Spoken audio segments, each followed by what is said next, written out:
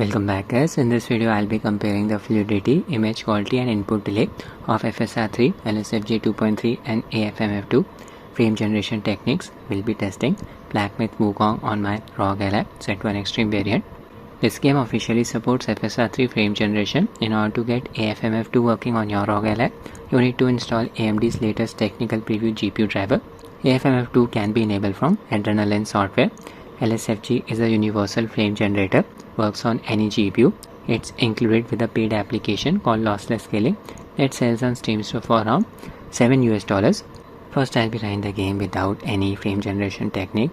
I'll show you Lossless Scaling's settings. Version 2.3, mode X2. It will try to double the FPS, not using LSFG's performance mode, not using any of Lossless Scaling's upscaling algorithms. Clip cursor setting enable, sync mode set to default, max frame latency set to 1. Draw FPS setting enable, capture API DXGI. Settings. Start as administrator setting enable, hotkey for enabling LSFG control Alt and S. Minimize the application, it works like an overlay. Launch Wukong, I own the Steam version of it. Connected my GUI kit KK3 Max gamepad to Ally via Bluetooth mode. Game has turned out to be a massive success. It has already broken Steam's record of highest number of concurrent players playing a single player game day one of its release. Adrenaline settings for the game, FreeSync enable, FreeSync disable, anti-lag setting enable, won't be applying a 60 FPS cap as the game's FPS won't exceed 60 on Ally. Game is just too demanding. AFMF 2 disabled for the time being. Using a custom Afterburner overlay here. Display settings, mode set to borderless. 900p resolution, frame rate cap, VSync and motion blur disabled. Graphics settings, super resolution scale set to 67%, FSR upscaler enabled, basically using FSR's quality preset. Frame generation disabled for the timing. This is FSR frame generation. Ray tracing disabled of course. Anti-aliasing quality and texture quality set to medium, rest of the settings are set to low. That's it. Command center settings, using a 25 watts manual profile, all three power values set at 25 watts. 900p resolution, CPU boost disabled. For this game I've set the UMA buffer size to 5 GB. My Ally is running on BIOS version 339. My current location, Forest of Wolves, outside the forest. Keep an eye on the base FPS, yeah it's close to 45. No frame generation technique enabled. VRAM usage is around 4.6 GB. Combat time 38 to 45 FPS. Thick foliage in this area, good for testing the game. This game's prologue is very demanding. FSR frame generation does not work in that sequence. I was able to get frame generation working in the prologue by using Newcomb 9's LSFG 2 FSR 3 mod.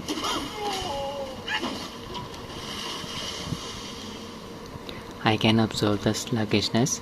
We are out of Rog Ally's VRR range, that is 48 to 120 Hz. No significant graphical artifacts. See, are on the character model.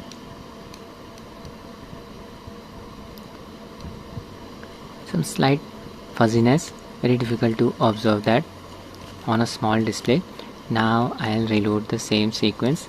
This time I'll enable FSR frame generation. On, apply, back to the game. Yeah, FPS increased to around 70 and check out the added amount of smoothness. Really impressed by the performance of FSR 3 in this game. Official implementation. Input delay is not a problem. I have already demonstrated this. We are fighting against a boss, defeating them. Again, no significant graphical artifacts. We'll get an idea about the graphical artifacts when I try out the other frame generation techniques.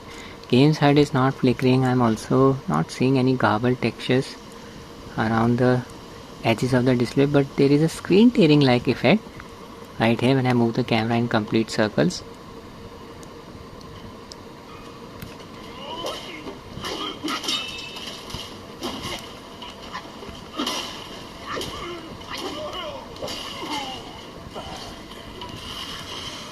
.65 to 75 FPS.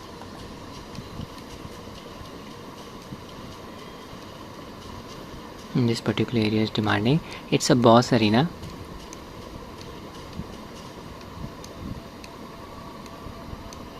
No significant artifacts around the character model. VRAM usage around 4.6 GB, 92% GPU load. Now I'll switch to AFMF 2. Disable FSR frame generation. Apply. Open Adrenaline software by pressing Alt plus R keys.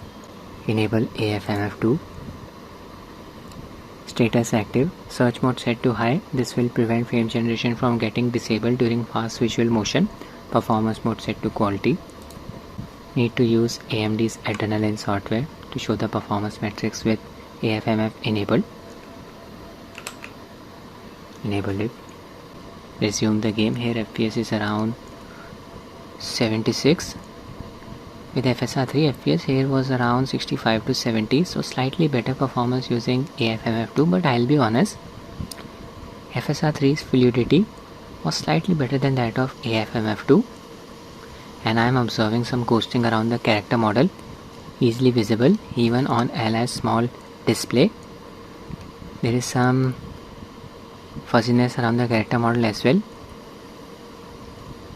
Okay, AFMF 2 got disabled. See, FPS dropped down to around 40 during fast visual motion, and you can observe the choppiness now. It's a clear win for FSR 3 frame generation in this game. Standing still, FPS should increase. Yeah, frame generation is definitely working. When you move the camera at a normal speed, frame generation effect does not get disabled. But the ghosting around the character model is easily visible. Game's HUD elements are not flickering. We got a more consistent frame generation effect using FSR 3.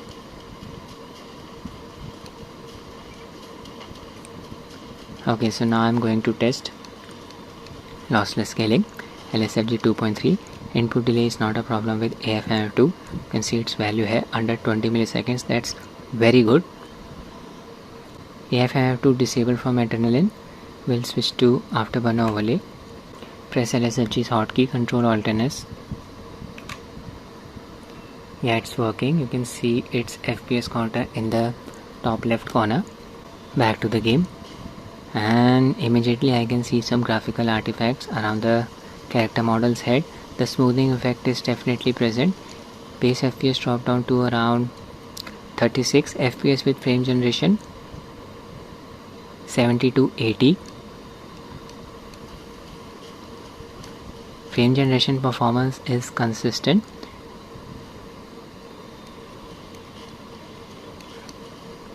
Oh no, these graphical artifacts are very aggressive.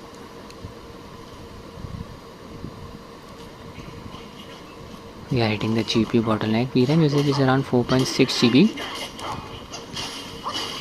I'll be honest, input delay is not a problem. You can definitely play the game with LSFG enabled even when the base FPS is around 33, but I would not recommend it. Just use FSR 3, which the game officially supports. 30 FPS. Yeah, this particular area is very demanding. I was expecting the FPS to drop. Graphical artifacts appear even when I move the camera at a normal speed. There is a strip of garbled textures around the bottom edge of the display. Very difficult to see this strip, especially against a dark background, like standing in the shadows. Should be visible now. See, HUD elements are not flickering. Not observing any garbled textures around the left and right edges of the display. I'll just quickly switch to the performance mode. On. Back to the game. Base FPS increased to around 36. FPS with frame generation close to 74. Smoothing effect is present, but the graphical artifacts have become more aggressive.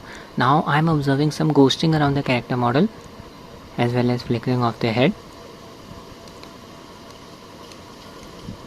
Latency is not a problem, but LSFG's latency is slightly higher than the latency of both AFMF 2 and FSR3.